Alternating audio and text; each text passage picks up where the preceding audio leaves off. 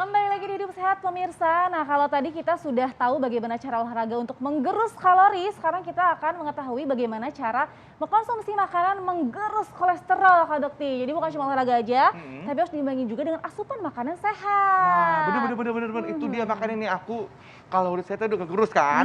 Nah, sekarang tinggal kolesterol. Nah, itu dia. Nah, ya.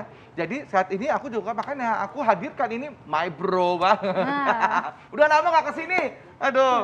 Dokter Sabul apa kabar? Kabar baik. Aduh, kangen banget ya. Selamat datang. Ini pakarnya untuk gerus-gerus yang namanya berat badan, kolesterol semuanya. Ini masternya dokter-dokter gizi yang ada di Indonesia deh pokoknya. Pas banget ya dok, hari ini kita akan membahasnya. Langsung masuk ke fakta mitos pertama dokter. Ya. Ini adalah makanan dengan untuk aman dikonsumsi, untuk menggerus kolesterol dokter. Nah, tapi kita bahas fakta mitos ya dok ya. Yang pertama adalah ciri kolesterol mulai naik pada tubuh ini dilihat dari sakit kepala yang berbeda dan juga ini seperti pusing-pusing atau nyeri pundak. Itu fakta atau mitos? Mitos. Mitos. Oh, jadi kalau kolesterol bukan yang namanya pusing kepala dok ya?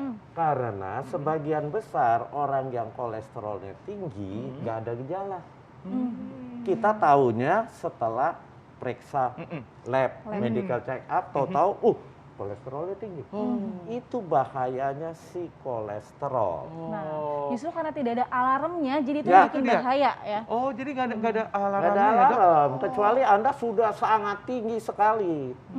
Iya. Itu baru timbul. Kalau enggak, dan sebagian besar orang yang kolesterolnya tinggi nggak ada gejala.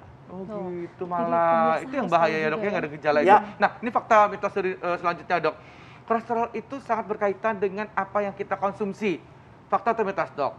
Itu fakta. Fakta. Fakta. Oh, jadi apapun yang Fakta. kita konsumsi itu bisa menimbulkan kolesterol. Tapi faktanya sekitar 25%.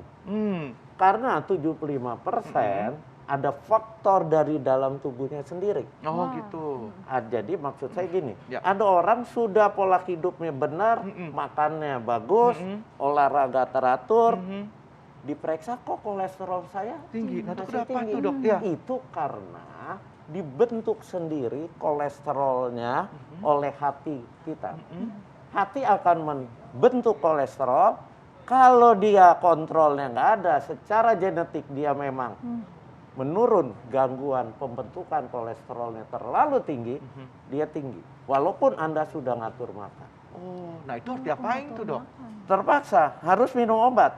Oh baik. Dan nggak usah khawatir, Ya. obat penurun kolesterol itu aman.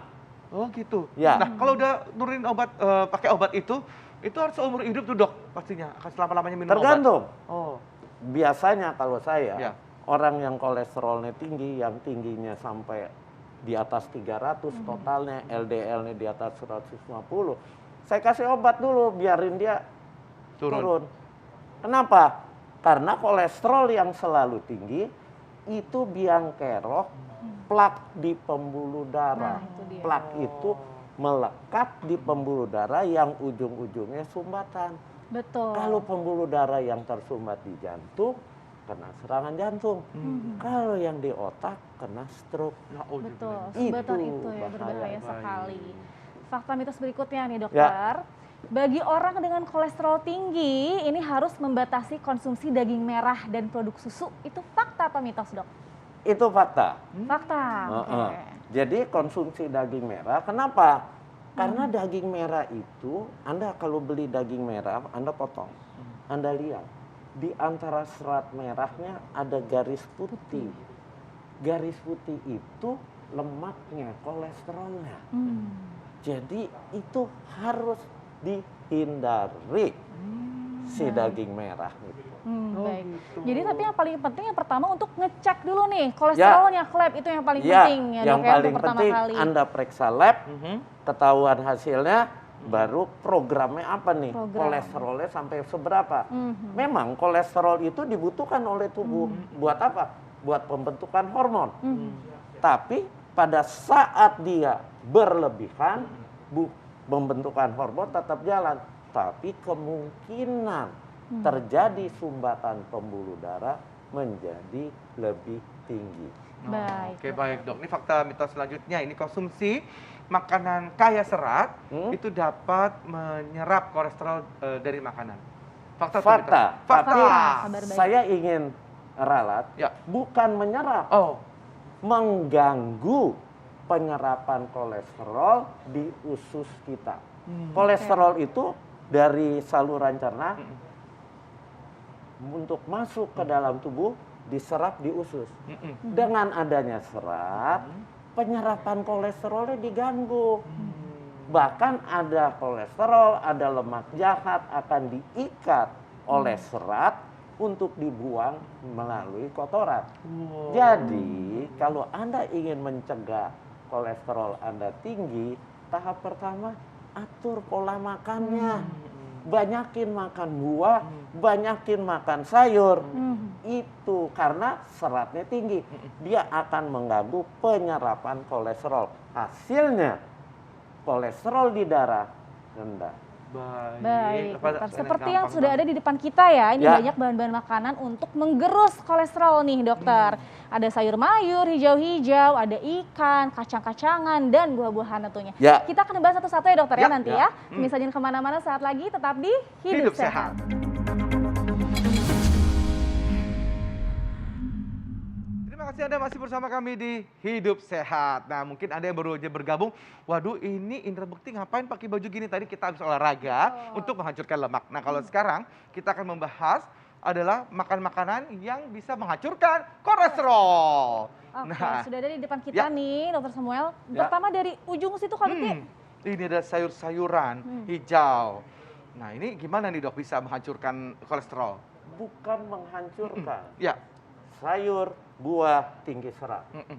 Jadi dengan kita makan tinggi serat, waktu kolesterol di usus kita mau diserap, dia diganggu penyerapannya oleh si serat ini.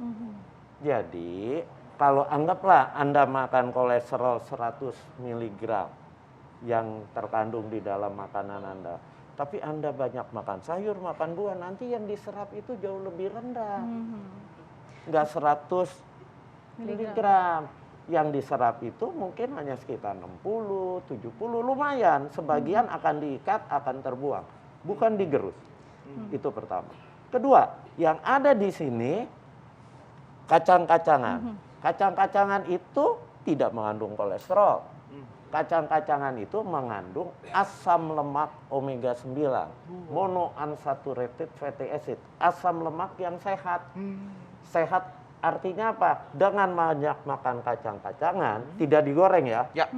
Nah, itu akan meningkatkan kolesterol baik ke Anda. Kolesterol baik apa? HDL kolesterol. HDL kolesterol Nah, ya. HDL itu kenapa disebut baik? Karena dia yang akan mengikat kolesterol jahat Anda, LDL, untuk ditarik balik ke hati, diolah lagi oleh hati kita. Itu tujuannya kita makan kacang-kacangan. Di samping dia juga mengandung serat. Betul. Kemudian kalau Anda lihat ini ikan, ini susu, susunya non-fat, Ya. ini ada yogurt. Dengan yogurt kadar lemak di susunya itu akan menurun. Nah, ikan tujuannya apa? Bukan menggerus, tapi dia dengan konsumsi ikan berarti omega 3 kita yang kita makan cukup tinggi. Ya. Omega 3 itu berperan buat apa? Meningkatkan HDL lagi. Kemudian memperlancar aliran darah. Kenapa? Karena omega 3 itu punya efek mengencerkan darah kita. Ya. Tadi Berarti penting penting untuk sekali, setiap ya. kali makan konsumsi sayuran tadi ya. Sayuran, ikan, Kan. yogurt boleh, susu non-fat boleh, kacang-kacangan.